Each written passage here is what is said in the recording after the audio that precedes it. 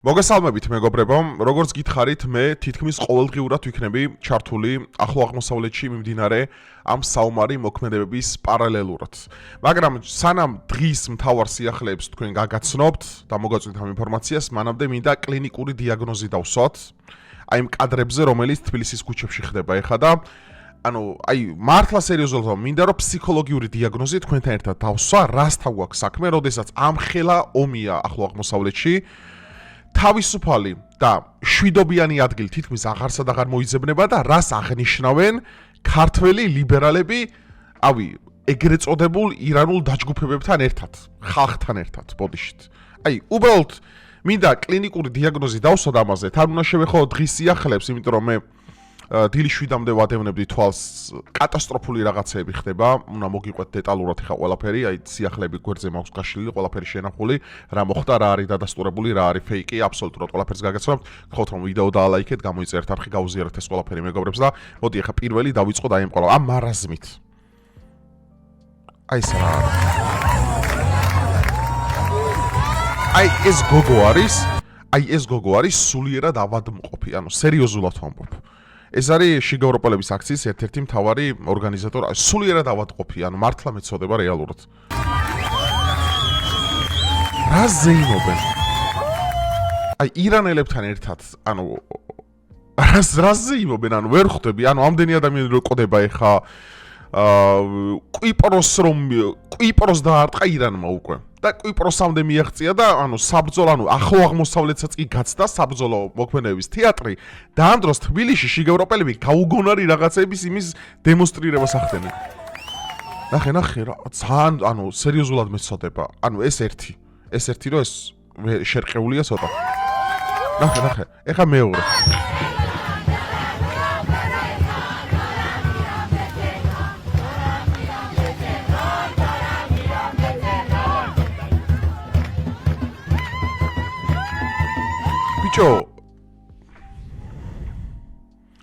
რამის დახმარება თუ ინვეს რეალურად უნდა ან რამე, თბილისი რა შუაში ამ ყველაფერთან, სერიოზულად მართლა მაინტერესებს, თბილისი რა შუაში ამ ყველაფერთან.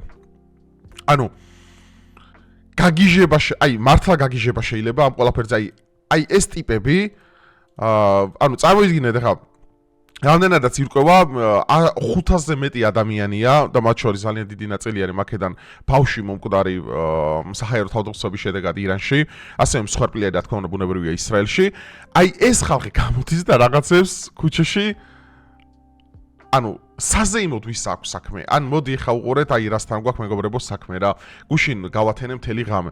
ნახე, დაახლოებით 1 წუთის წინ, დილის 6-ის ნახევარი იყო, როგორ დაეცა აღმოსავლეთ იერუსალიმს ჰიპერბგერითი რაკეტა. ასევე დილა იყო დაახლოებით 5-ის ნახევარი, ჩემმა მეგობარმა ჰაიფადან მომწერა, როგორ განხორციელდა ლიბანის ტერიტორიიდან, ლიბანმა ოფიციალურად გამოუცხადა, ჩადიო რა ჰეზბოლა მიიტანა შეტევა და ჰეზბოლა არაფორმულად მართავს, რა თქმა უნდა, ლიბანს და ბუნებრივია ჰეზბოლადან აღქმული, ჰეზბოლას მხრიდან გაშვებული ნებისმიერი რაკეტა აღქმულია როგორც ლიბანის სამხედრო მოქმედებებში ჩართვა. ხა ხედავთ თქვენ მიმდინარე ბოლოს სიახლეების ყველაზე მთავარ ჰაილაითებს, ჩემგან ხელმარჩნივ, სერიოზული ესკალაცია დაპირისპირება ფართოდება ისრაელმა და აშშ-მ კვლავ დაიწყეს ავიაიერიშები ირანისა და ლიბანის ჰეზბოლას სამიზნეებზე. ირკვევა გავლენა გლობალურ ფრენებზე. ახლო აღმოსავლეთის არეალში კომერციული საჰაერო სივრცე დაკეტილი არის, შედეგადაც გაუსაძლისი რაოდენობის რეისი გაუქმდა. ძალიან ბევრი ადამიანი ეხა ჩარჩენილი ახლო აღმოსავლეთის ქვეყნებში, მათ შორის პრაქტიკულად საჰაერო სივრცეა დაკეტილი, საომარი ზონა მთლიანად.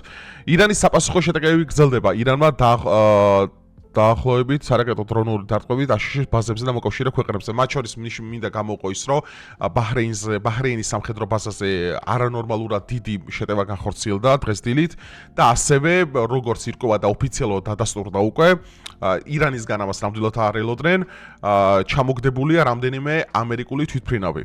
მართალია მათი ეკიპაჟის წევრები ვინებიც იყვნენ გადარჩნენ კატაპულტირების შედეგად, მაგრამ ირანმა პირველად საბრძოლო მოქმედების დროს ჩამოაგდო ამერიკული თვითმფრინავები.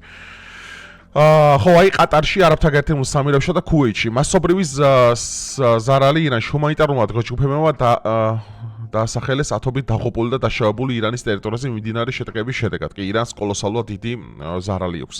ისრაელში სარაკეტო დარტყმა. სოციალურ მედიაში გავრცელა ვიდეოები, როგორ მოხვდა ირანული რაკეტა დასავლეთ იერუსალიმში მიუხედავად ისრაელის სახაროვო დაცვის მცდელობისა, რომ ჩამოეკდოთ. ჰეზბოლას შეტევები. ეს ჰეზბოლას შეტევები განხორციელდა დაახლოებით დილის 5-ის ნახევარზე, ჰაიფას მიმართულებით შეგახსენებთ და IDF-მა რა თქმა უნდა თქვა, ისრაელის არმიამ, რომ მთავარი სამიზნე არის მათი ჰეზბოლას ლიდერი და მკაცრი პასუხი ექნება ისრაელს ამ ყველაფერზე. რეგიონალურ დაძაბულობა მატულობს. კონფლიქტმა უკვე მოიცა ირანის მიერ მხარდაჭერილი მილიცია ერახში და თავდასხმები სხვა არაბულ ქვეყნებზე. ასევე მინდა შეგახსენოთ მეგობრებო, რომ გუშინ განხორციელდა თავდასხმა ამერიკის შეერთებული შტატების საკონსულოზე, საელჩოებზე პაკისტანსა და ერახში. ესეც ძალიან მნიშვნელოვანი ინფორმაცია. ეხლა ვარეთ ბრძოლები ახლაც მიმდინარეობს და მნიშვნელოვნად გაძლიერდა ბოლო საათებში. მთელი რეგიონი უკვე ჩართულია. აფეთქებები, რაკეტები, დარტყმები და საჰაერო იერიშები არა მხოლოდ ირანს, არამედ გარშემო მდებარე ქვეყნებსაც ეხება. მე კიდევ ერთხელ გეუბნებით, სპეციალურად ვაკეთებ, ნახეთ წყაროებია მითითებული, ABC News, Al Jazeera, BBC, Euronews, რომელიც ოფიციალურად დადასტურებული ინფორმაციას ჩვენ გვეუბნება. აი, დადასტურდა თუ არა ქუვეითში ამერიკული თვითმფრინავის ჩამოგდება. ახლა ოფიციალურად დადასტურებული ინფორმაცია ქუვეითში ამერიკული თვითმფრინავის ჩამოგდების შესახებ.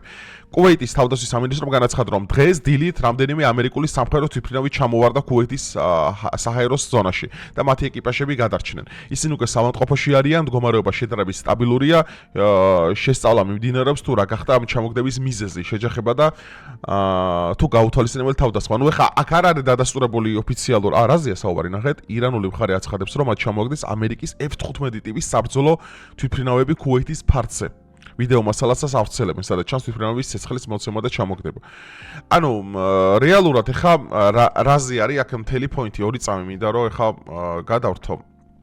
ხალხო, ამერიკის შეერთებული შტატების არ ელოდა ამ ხელა წინააღმდეგობას ირანისგან. მართლა არ ელოდნენ, იმიტომ რომ უკვე დაღუპულია დაახლოებით 10-მდე ამერიკული ჯარისკაცი ამ მთლიან საბრძოლო მოქმედებებში. რაც არის ბევრი იქიდან გამომდინარე, რომ ამერიკა არის კბილებამდე შეიარაღებული. დონალდ ტრამპის განცხადებით უნდა მომხდარიყო ძალიან მალე ირანში არსებული ამ მთავრობის ჩამოგდება. განხორციელდა და დადასტურდა 100%-ით არის, რომ აიათოლა ალი ხემეინი უკვე ოფიციალურად არის გარდაცვლილი, ლიკვიდირებული, რომელიც განხორციელდა დილით ხუთშაბათს, ეს იყო მომენტი, როდესაც ისრაელმა და ამერიკამ ერთობლივი ავიარეჟიმი მიიტანეს. შემცვლელიც გამოჩნდა უკვე მისი და მე მაშინვე ვთქვი, მეგობრებო, და მაშინვე ხაზი გავუსვი იმას, რომ ხემეინი იყო უბრალოდ სულიერი ლიდერი, ხოლო მთელი ხერხემალი დანარჩენი, რაც ამ ბიუროკრატიაში იმყოფება, არიან ირანის ისლამური გუშაქთა კორპუსი, რომელიც ბუნებრივია ყოველთვის გამოაჩენენ მის შემცვლელს.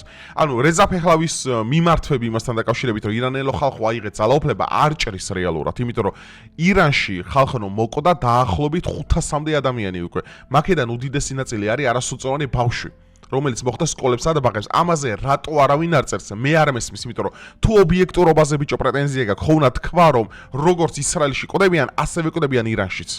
ეს სამხრივი ინფორმაციის გაშუქება მე წარმოდგენა არ მაქვს. ეხა ამათ რა გონიათ, იცი? ეხა ხო გამოდიან ქუჩებში და რაღაც დემონსტრაციებსა და პერფორმანსებს ატარებენ, ხო? რომ ამათ ეხა იმის განცდა აქვს, რომ ამერიკა ისრაელი აწარმოებს განმათავისუფლებელ რეალური იმას, რომ ვიღაცას ადარდებს ეხა იქ ირანელი ხალხი. ნებისმიერი ჭკუატყოფელი, თუ რამე ტვინში გიდებს საერთოდ მიხვდება, რომ აქ არის რეჟიმის ჩამოგდება და არსებული სტატუს-კვოს შეცვლა, რომ ამერიკამ და ისრაელმა დასვან ის კაცი, რომელსაც შემდგომ მართავენ და საკუთარი გავლენის სფერო აქ გავრცელდება. ამას თუ ადამიანი ვერ ხვდები უბრალოდ, ხო? პოლიტიკა საერთოდ უნდა შეეშვა. და უნდა იყო დაკავებული ეს სტენსილების ხატვით ქუჩაში პერფორმანსები და იმ იმბეცილთან ის გოგორვარი, რომელიც ეკავდა, მაგის გვერდზე უნდა იცეკვო. უბრალოდ არ მესმის ხალხო, ეხლა დღეს დილით გავრცელა, რა ქვია, საქართველოს მთავრობა. ოდი ეხა ესეც მინდა წაგიკითხოთ. ღია ის რა ქვია. წერილი. გამოვთქვათ იმედს, რომ ახლო აღმოსავლეთში უახლოეს მომავალში აღდგება მშვიდობა. რისთვისაც საომარი მოქმედებები დიპლომატიამ და პოლიტიკურმა დიალოგმა უნდა ჩაანაცვლოს. საქართველოს მთავრობა მიიღებს ყველა აუცილებელ ზომას რეგიონში მყოფი ჩვენი მოქალაქეების უსაფრთხოების უზრუნველსაყოფად და მათი ინტერესების დასაცავად. ერთი კითხვა მიჩნდება, რა არის აქ არასწორი? რა?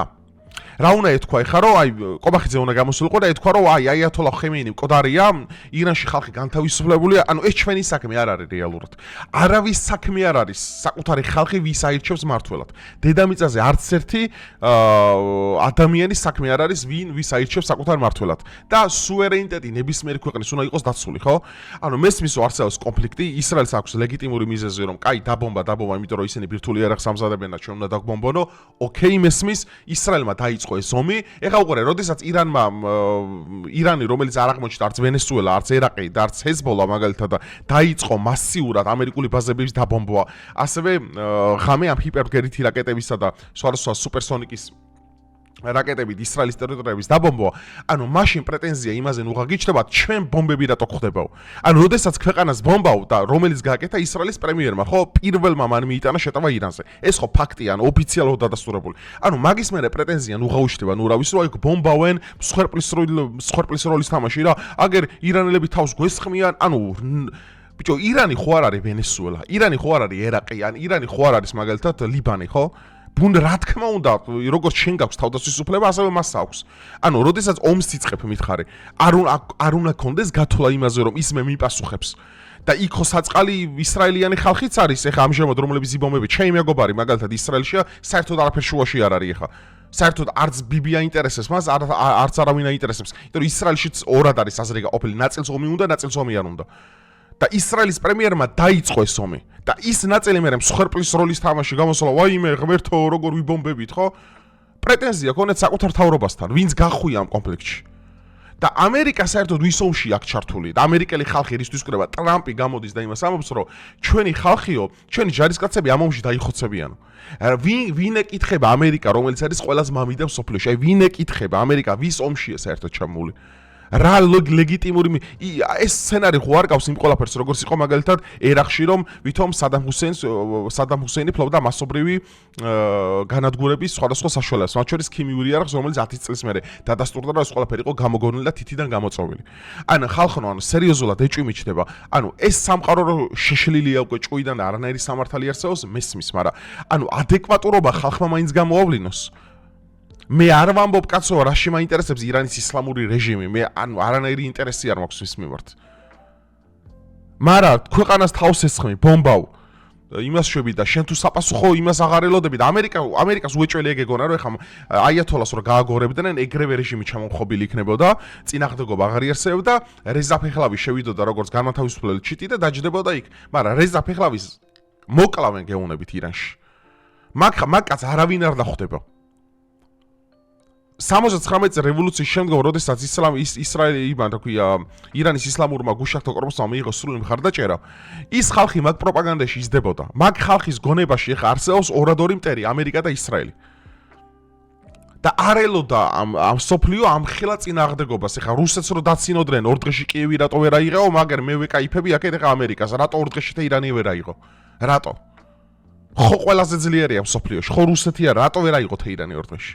იმიტომ რომ ხალხის ხარდაჭერა არ არის ტრამპი გიშსაგავს გამოდის ყოველ 5 წუთში ერთხელ იმ სიახლეებით რომ აბა ხალხო ქუჩაში გამოდით აბა დაამხეთ ხელისუფლება აბა ისქენი ანუ უბრალოდ არ მესმის პოინტი რომ ადამიანი ხა დონალდ ტრამპი რომლის წინასაარჩევნო კამპანიის ერთ-ერთი მხარდაჭერი მე ვიყავი რა თქმა უნდა და ის რასაც სოფლიოს პირდებოდა მშვიდობის სახით რეალურად მშვიდობა კი არა ალბათ ყველაზე დიდი ომი მოუტანა ახლო აღმოსავლეთს რომელიც შეიძლება იმხელა ესკალაციის ფარგლებსა და იმხელა რადიუსი მოიცავს რაც ერაყის ომი არ ყოფილა და მაგალითად არც ერთი ახლო აღმოსავლეთის სამხედრო კამპანია და ამერიკელი ჯარისკაცები და ამერიკელები რისთვის უნდა ყოდებოდნენ რა შუაში ამერიკა ირანთან აი ამ კითხვაზე პასუხი გამეცი ძმაო და მე ხმას არ ამოვიღებ სად ამერიკა სად ირანი მაგრამ მე გეუბნები და ამერიკა ასრულებს ისრაელის დავალებებს ისრაელმა რო თქვას ეხლა ჩემი მტერია მთელი სამყარო ამერიკა დაბომბავს ყველას აბსოლუტურად ისრაელმა რო თქვას რომ ამერიკა არის ჩემი მტერი არის ამერიკა ამერიკა ალბათ საკუთარ თავს დაბომბავს და აი ამაში რო ხედავ ამ ხელა ძალიან დიდ ვირეშმაკობა ზოგადად ხო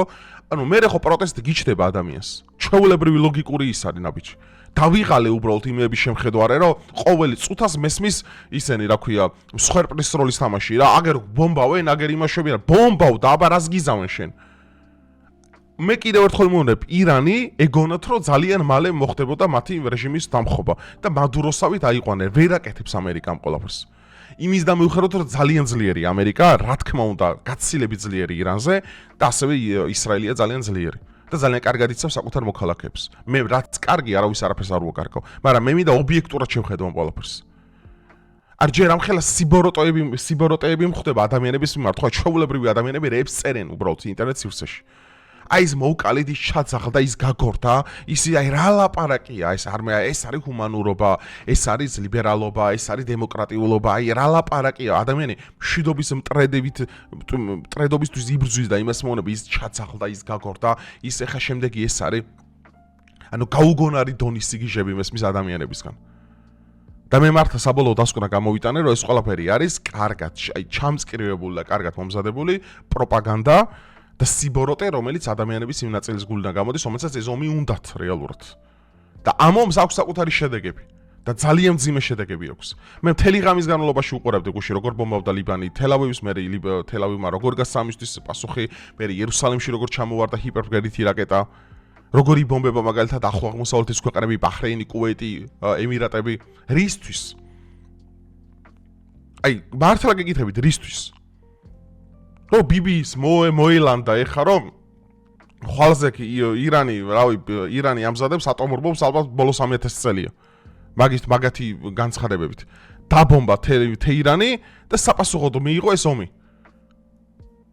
ანუ თუ იმას აქვს იმის უფლება რომ შეუტიოს, ამას თავდასხმის უფლება რატო არ აქვს? ან ქართული მედია რატო ორივე ინფორმაციას რატო არ გვაწვის? რაც ისრაელში რაც ხდება, მე ვამბობ მაგ ყველაფერს, ასევე ირანში რაც ხდება, მაგას ვამბობ.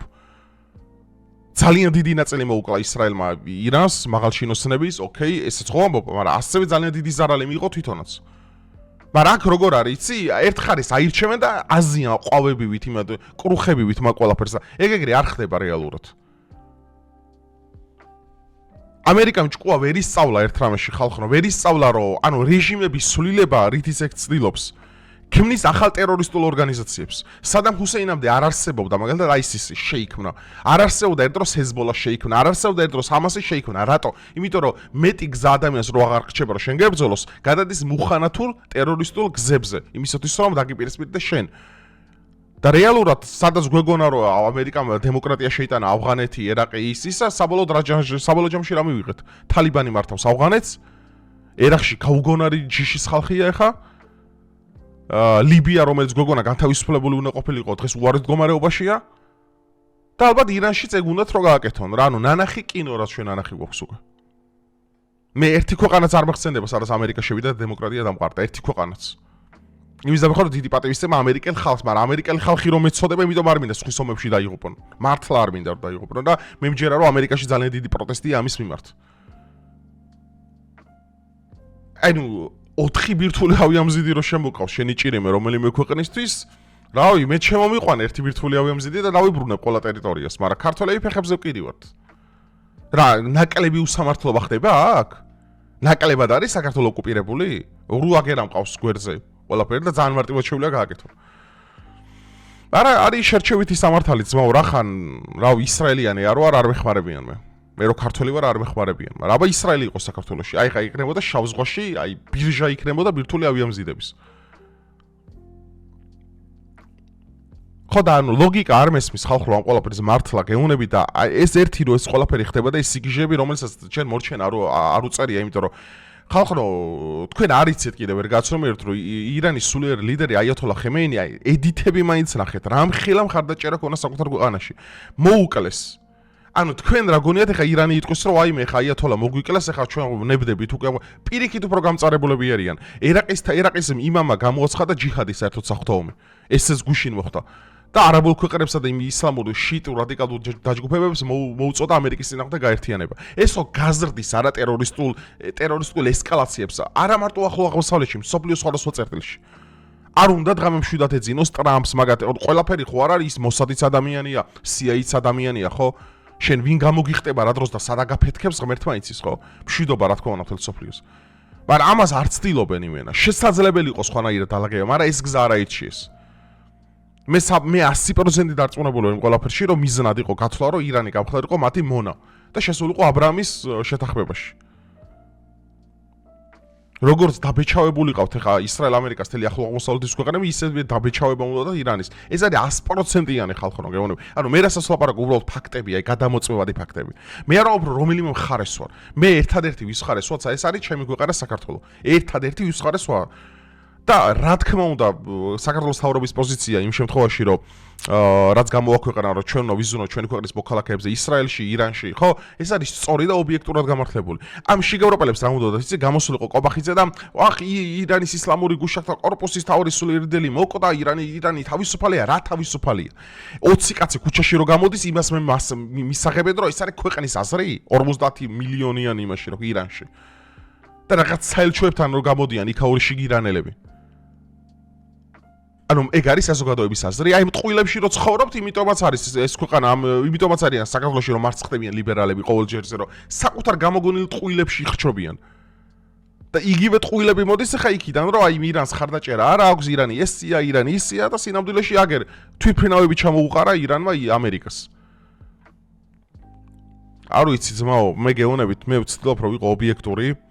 მე კიდევ ერთხელ ვიმეორებ, არც ერთ მხარეს არ უჭერა აქ მე, ერთადერთი მე რაც მინდა ეს არის საქართველოს კეთილდღეობა, საქართველოს იყოს მშვიდობა, მე არც ერთი სხვა ეროვნების წარმომადგენელი არ ვარ 100%-ით ქართველი, ქართული სახელი ნიკა მჟავანაძე, აგერ უცხო, როგორც მიცნობთ. ეს არის ჩემი სახელი, გვარი აბსოლუტურად ყველაფერი. ვარ ქართველი 100%-ით. მე იმის იქით რა ხდება, იმაში მადარდებს იმდენად, რამდენადაც ზემოქმედებს ეს კონფლიქტი რეგიონზე და ჩემს ქვეყანაზე. რა ვიცი, ეს არის უახლოესი სიახლეები, დინამიურია ყველაფერი მეგობრებო, ყოველ წუთას იცვლება, ყოველ წუთას და მე ვიქნები როგორც შეგვიძლია ამ ომის განმავლობაში, შევეცდები რომ თითქმის ყოველდღიურად გავაკეთო სიახლეებზე ვიდეო, დავაფიქსირო ჩემი აზრი.